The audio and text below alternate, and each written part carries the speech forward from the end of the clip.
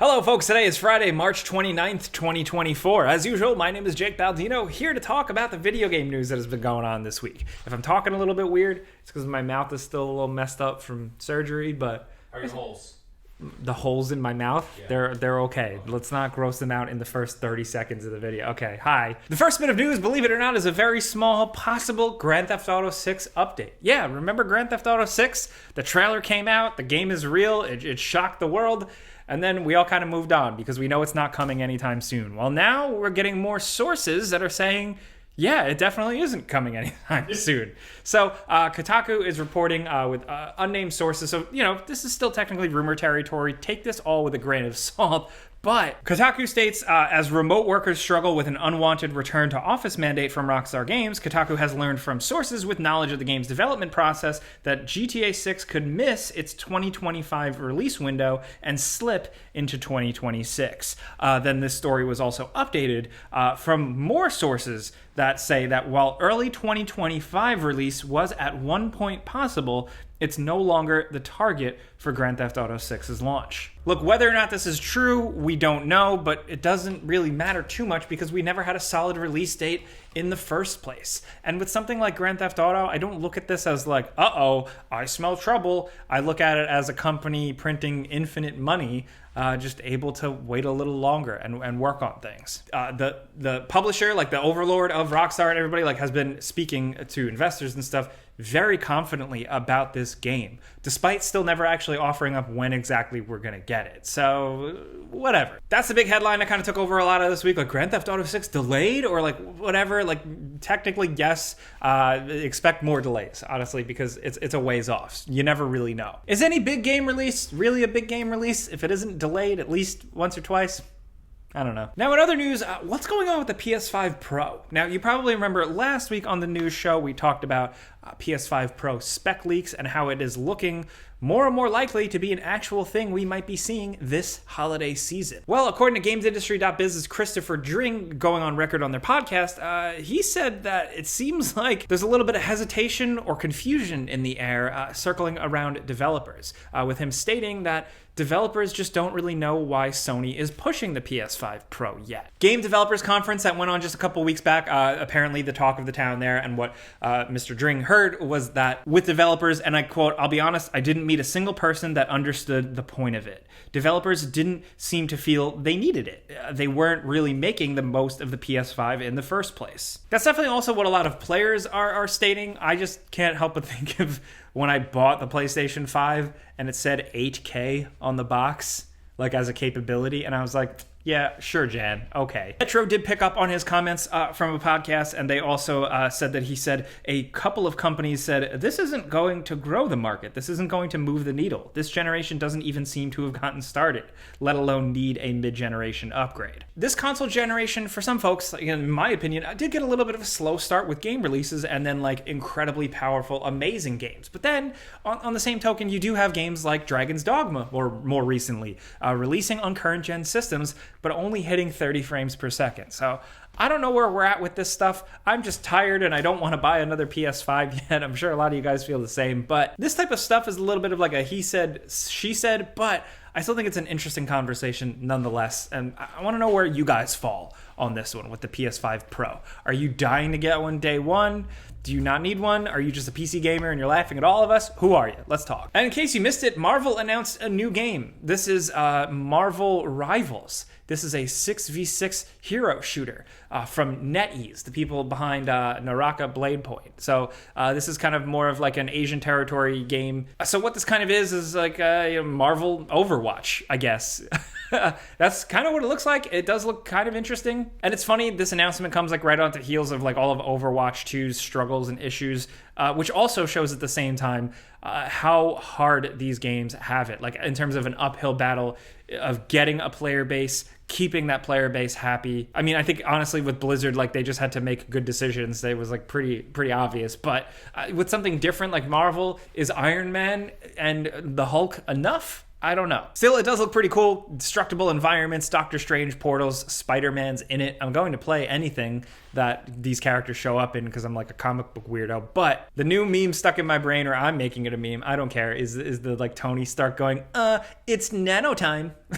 It's like it's the worst shit. We'll see where it goes, though. I think the prospect is potentially really exciting. If Overwatch 2 is going to eventually fizzle out, but there's like a Marvel Overwatch, cool. Let's try that. Next up, in more businessy move type stuff, Gearbox is the latest to be free of the Embracer Group stuff. Embracer Group, the big holding company that we've talked about a lot, that acquired a bunch of intellectual property, developers, and then just totally bungled a deal and floundered and led to a bunch of studios closing, jobs being laid off, and also exciting projects being canceled. Gearbox was caught in that whole turmoil, but now they've gotten out. The power of Borderlands and money will save anybody. IGN reports that Embracer Group divested Gearbox Entertainment and sold it to Take-Two Interactive, of all places, for $460 million. They've also confirmed with this that Randy Pitchford is still at the forefront. They're going to be working on a new Borderlands game and a game based on a new intellectual property. So there's that. Something to look forward to. I guess Borderlands survives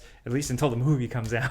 Along with that, Sega is the latest company to be hit by all the industry turmoil, laying off 240 folks from their European divisions, according to GameSpot. And along with that, they have sold off Relic Entertainment. Relic Entertainment, if you don't know, are the people behind like Company of Heroes 3. So at the very least, now Relic Entertainment is an independent studio again. Now, before we move on, let's talk about learning for a sec, because in this busy day and age, the world is filled with stuff constantly trying to distract you, begging for your attention. It's hard to focus, especially just crack open a book and study, right? Well, thankfully, today's sponsor, Brilliant, can help with that. Brilliant is where you learn by doing, with thousands of lessons in math, data analysis, programming, artificial intelligence. With springtime just about here in New York, it feels good to try and take something new on. And with Brilliant, it's a very simple, easy to use platform that you can jump on every day. And it is an extremely effective way to learn because, like I said, you learn by doing. You're not just memorizing facts and figures, it's practical. You're building problem-solving skills. You're learning critical thinking, which is great if you just want to know what you're talking about. Brilliant's growing number of programming courses actually are a great way to build fundamentals of understanding just how everything works around us, and real-world applications, like learning how to use Python. Developing your mind to actually think like a programmer, and it does it in interesting ways. It shows you these basics, it walks you through them with simple tasks that really help you get a grasp on things as you start to progress. Like I said before, it's an incredibly effective way to learn. A lot of people have been really embracing it, and you can kind of develop a daily learning habit. That's a good habit to have. So to try everything Brilliant has to offer free for 30 days, all you gotta do is click the link in the description down below or head to brilliant.org/gameranx.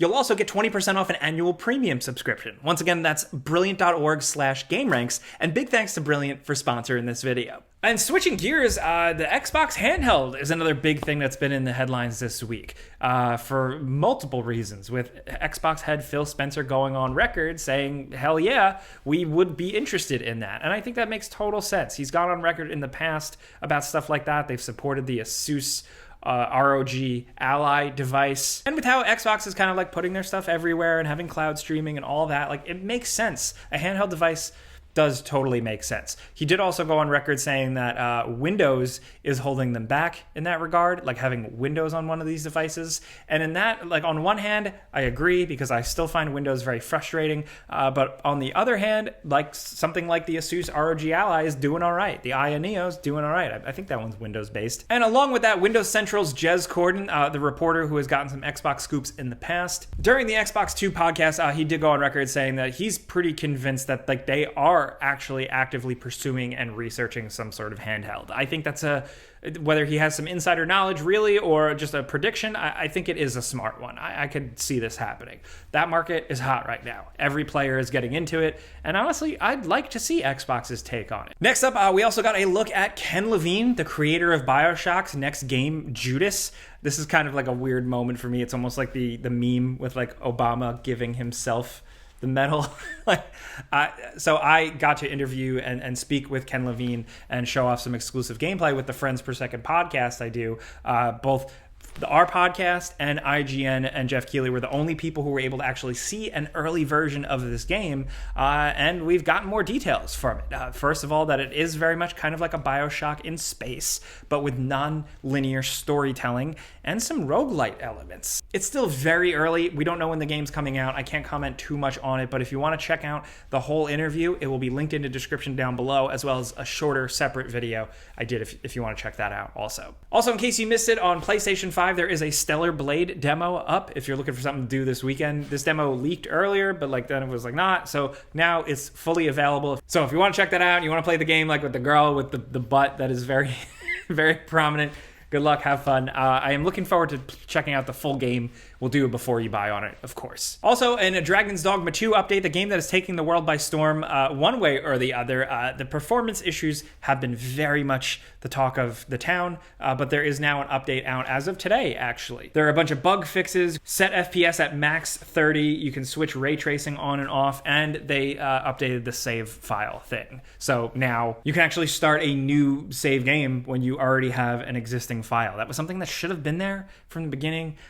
Capcom, you're so weird. I don't know. But yeah, hopefully the game improves more and more over time. At the very least, we got an update right out of the gate already, so we'll keep you guys posted how it goes. Also, Eddy Gordo is coming to Tekken 8 next week. We got this flashy new trailer showing off Eddy and all his capoeira glory with a really sick moveset that I've always loved ever since I was a kid, so it's cool to see him back. And also, if you're in Suicide Squad land, the Joker and that whole thing, that season update, has dropped. If you want the whole breakdown, Paul Tassi at Forbes did a good job, but essentially you get like a stop motion animated intro, not even like a real cutscene. Then you have to grind, and then you fight another Brainiac, this time kind of like a Green Lantern construct, but it's just the Green Lantern boss battle again. And then after that, you finally unlock Joker, and although he might be fun to play as, at that point, it's like you're just doing the same stuff. You get one cutscene with him being introduced to the Suicide Squad, and then that seems to be it. So I really wonder where Suicide Squad is going after this, because as far as I'm concerned, like this stuff, this content was planned for before the game was released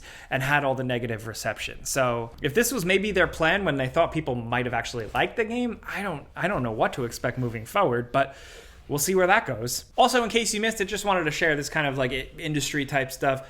Game Informer is going classic magazine subscription again. Really? Yeah.